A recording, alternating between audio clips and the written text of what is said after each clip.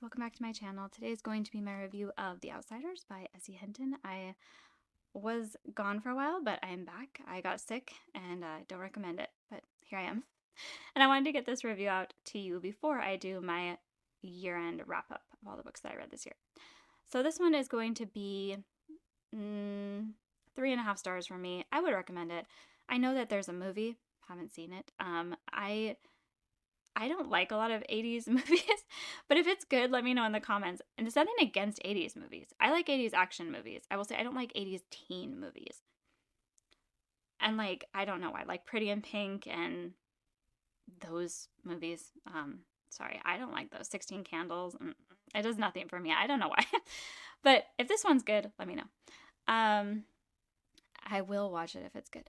So, this book, I feel like even though I liked it, I wish I would have read this as a teen. I kind of have that same feeling that like I had with Catcher in the Rye, which I didn't like, but I do feel like it's one of those that if I read this as a teen, I would relate to it more. I would have more like feelings about it, and I'd probably have connected more with the characters, but it's still good.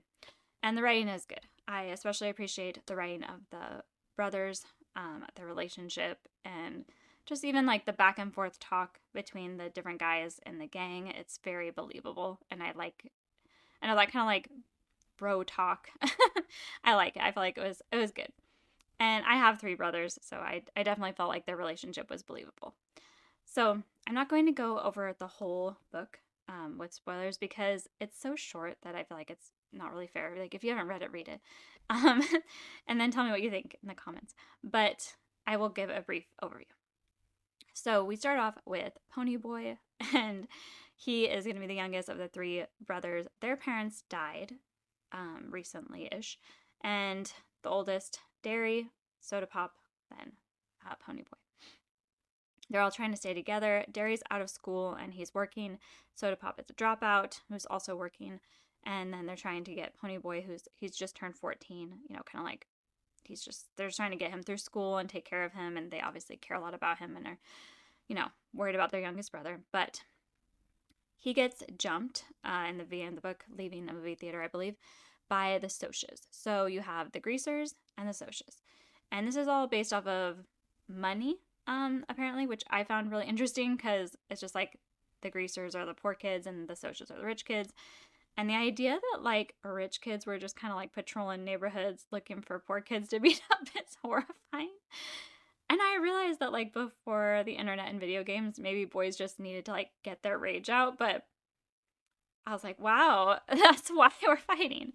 I know, like, I thought, like, it would have more to do with, like, race or something like that because even my mom, she grew up in Chicago in the 1950s, and she would talk about how in her neighborhood, it's like you were either Irish or Italian. And her family could not pass as Italian, so they were Irish.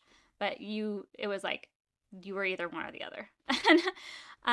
But this is not about that. It's not about race. It's just like, oh, you're rich and they're poor, and we don't like each other, and we gotta fight sometimes.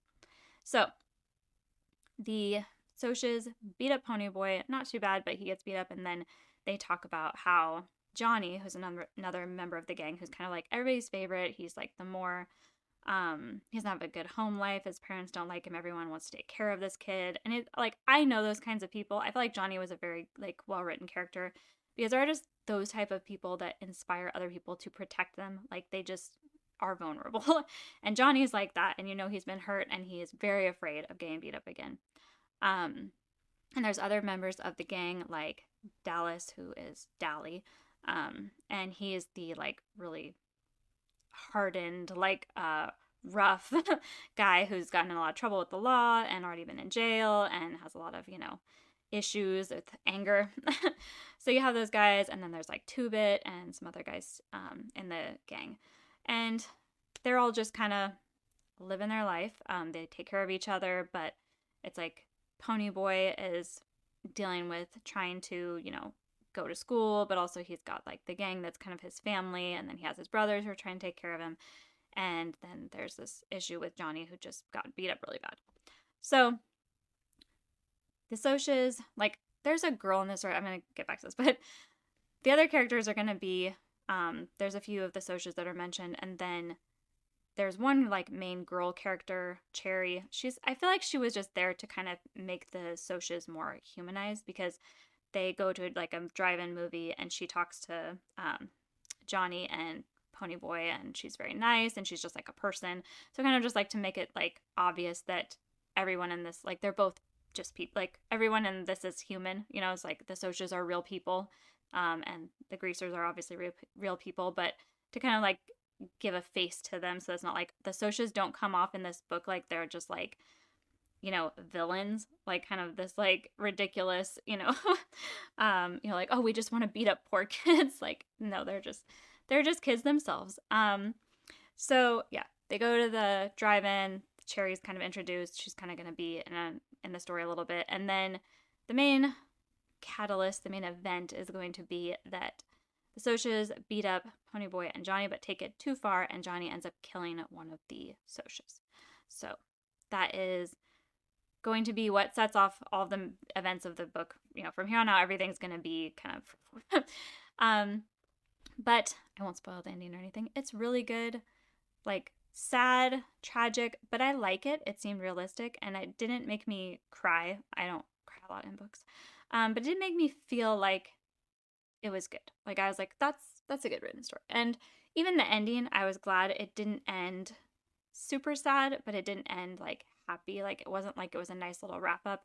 It kind of just left you with that feeling that like it's just real. You know, it could be a real story, because it's kind of just sad and tragic, and there is that whole, like, everybody, you know, if you grew up poor, like, you know that there's those people that just aren't going to get out of that neighborhood, get out of that lifestyle, that even if they have all the talent and, you know, all of these amazing attributes, like, they just might not make it. So I feel like that's where this book was really well written, and that the characters are good, like Johnny and Ponyboy and the brothers. It's like you just really feel for them.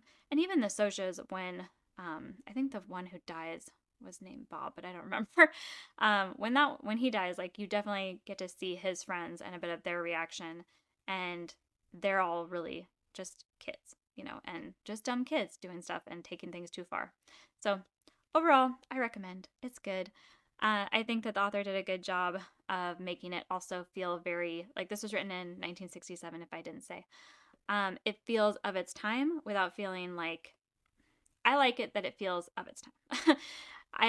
I hate books that are written that are modern but like have very dated language, because if you're going to write modern and then you throw in something about like MySpace or even, you know, latest like trends or things, it's going to be like, oh, I know when this was written. But this is obviously supposed to be in this setting, in this time, with the correct language, and it works. I like it. So, recommend The Outsiders by S.E. Hinton if you haven't read it. So let me know in the comments if you've read this one, if you liked it, what you thought about it. And if you have any recommendations, I will be doing my wrap-up video for the end of the year, and I need one more book. I did not hit my Goodreads goal, don't look at that, but I want to finish one more book before the end of the year, so I don't really care about the genre. I'd love something with a good monster, always, but if you have one that you want to recommend to me, that would be greatly appreciated. Let me know in the comments what you recommend for my last book of the year, and I will talk to you guys hopefully soon. Thanks so much for watching.